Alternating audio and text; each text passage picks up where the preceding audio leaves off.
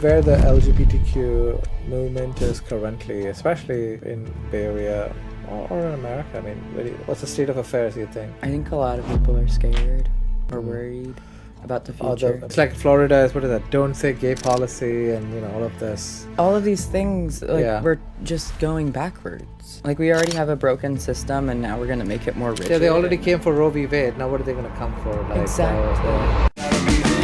Gotta be there. I'm losing my cool.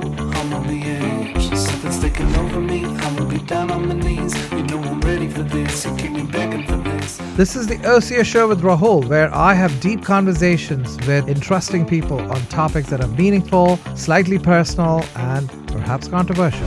Roll with this. I could do this all day. I could do this all day. Back up, I'ma run this town. I'm headed for the top and you know it's going down.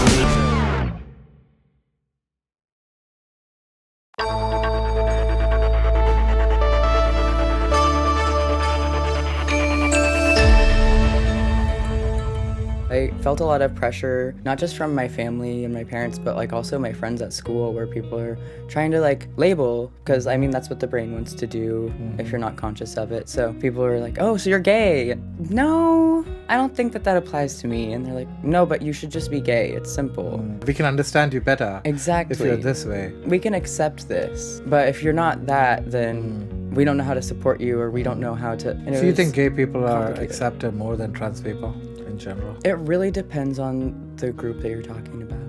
Because I think that some people see queer people or people who don't fit the norm, there's just a bar and they don't cross that bar. But some people who are bold enough to cross that bar still have these different identities and also preferences. Yes, yeah. Most people have they want things to make sense. They want to understand, I think is really what it comes from. They want to explain it to their kids. Yeah. And they themselves don't understand.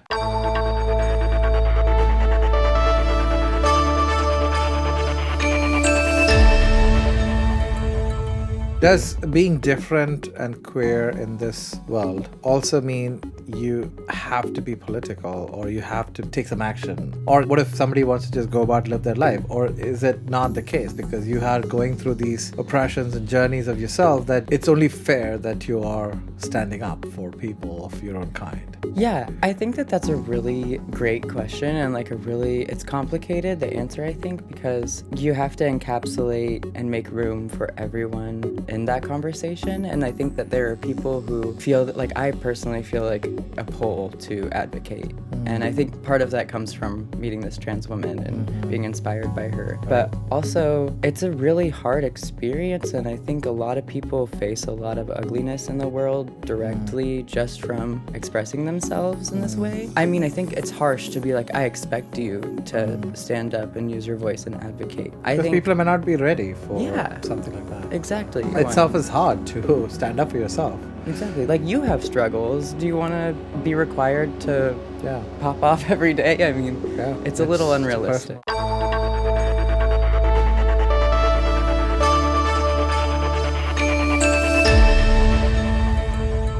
I personally don't believe that you need to be on hormones to be trans. And I also think that just because you're on hormones doesn't mean that you necessarily identify as a trans person. That's interesting, because there could be people on hormones who don't identify as trans. Yeah, I know a couple. What do they identify as? Usually, I'm kind of referring to people who identify as non-binary, and maybe they don't feel totally comfortable under the trans umbrella. I think there's space for them. If they identify with being trans, then I'm not going to tell them they're wrong. But also, if they are on hormones and they're non-binary and their non-binary identity is more solid than a trans community or trans identity. What is the difference between non-binary identity and trans identity, according to what you think? I think that there's inherently binary aspect of transitioning. Yeah, so male to female, female to male. Yeah, and a lot of people see it from that scope where it's this is binary. But non-binary people see gender as more ambiguous. Yeah, you can have both male and female characteristics. And everyone does. It's a spectrum. Yeah, exactly, and I think... Like sexuality too, it's a spectrum. Exactly.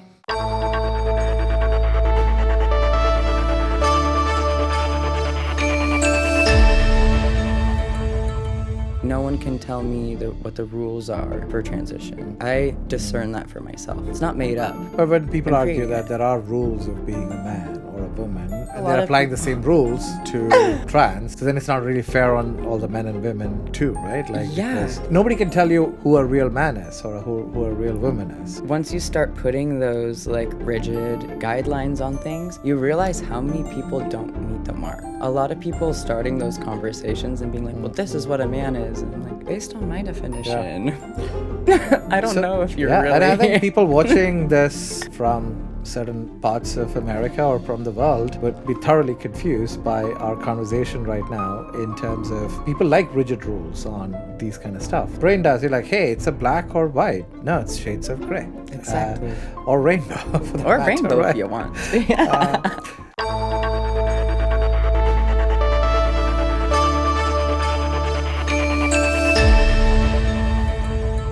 What age should people be allowed or even think about something like this?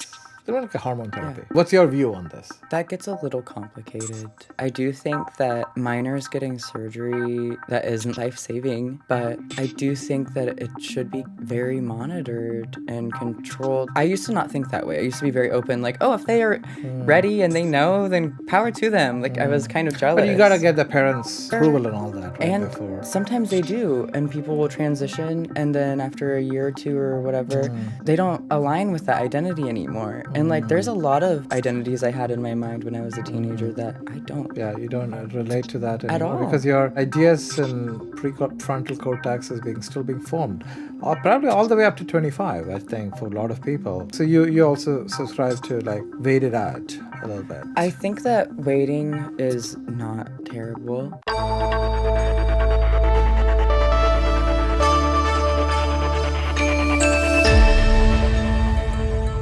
Please don't let them see this. Like, Yeah. what do you mean they're having a funeral, open casket? That's so scary. And then I worked with a really amazing embalmer, and she was just doing some really cool stuff. And there was one decedent in particular where it was a gunshot wound, and it was close range, so her skull fractured a lot. But I remember seeing her, and they were like, her family wants open casket. She was really young. I think she was like 20, early 20s. Sabada?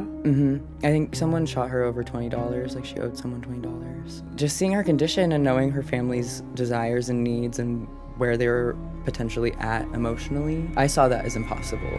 And with my experience, I was just like, someone tell them no. Someone do something, you know? Like, I felt very powerless. And then the embalmer that I worked with, she was amazing. She was just like, don't worry, I'm gonna ask for your help for a couple things, but I've got this. Like, it's gonna be cool, just wait. And she was very like excited. She had so much confidence in herself. And then when that funeral came around, I remember working it, and this girl looked amazing. And the family had made shirts with her face on it.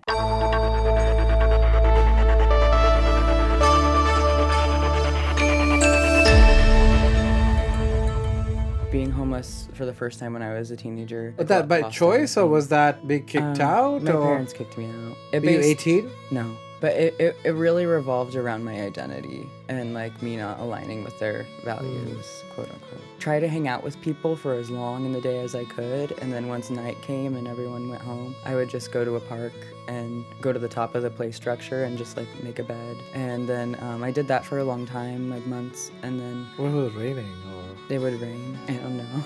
If the did you sprinklers see other turned people on, doing something like this, or was it unique to your situation? I didn't know anyone else doing that, but I knew that there were other. This was in homeless kids. Seattle or In back at home, your hometown? It was in Central Oregon. I remember it became normal to me, and a part of me was like, when does this end? There has to be some kind of solution. Like, I'm really young, like I have my whole life ahead of me. But couldn't you like go to like social services or something if you were not of age and just get a support? I don't think that there was support like that. And if there was, I had no idea how to find it.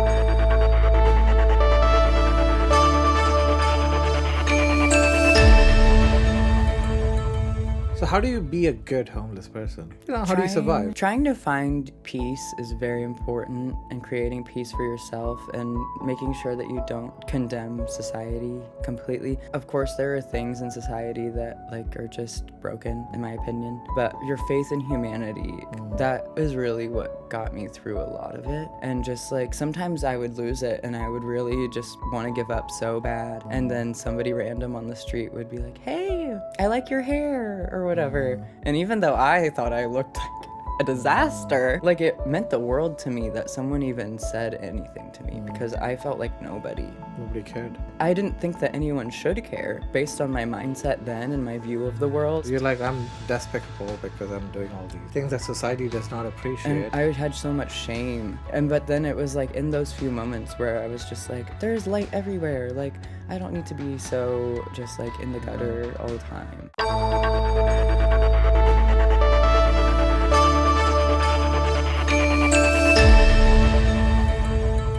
I started doing drugs as a teenager, and I didn't have a savings. I didn't have financial support. I didn't have anything really. Getting food was really hard to think about because I was gonna have to rely on someone, or no, I was just gonna have to rely on someone. And so I would do drugs because I wouldn't be hungry. I'm gonna be fine. I'm just gonna be on drugs for 3 days, and then I'll sleep for like a whole day, and hopefully someone gives me something to eat. I just didn't really care what happened to me. Like I was really just going through the motions, just hoping the day would go by. It didn't start like that at all. And it was really, I don't know, it's hard to see. And I see a lot of people who end up in that environment, and they don't have the tools or They don't have the protection. tools and mental capacity to do it themselves. Yeah.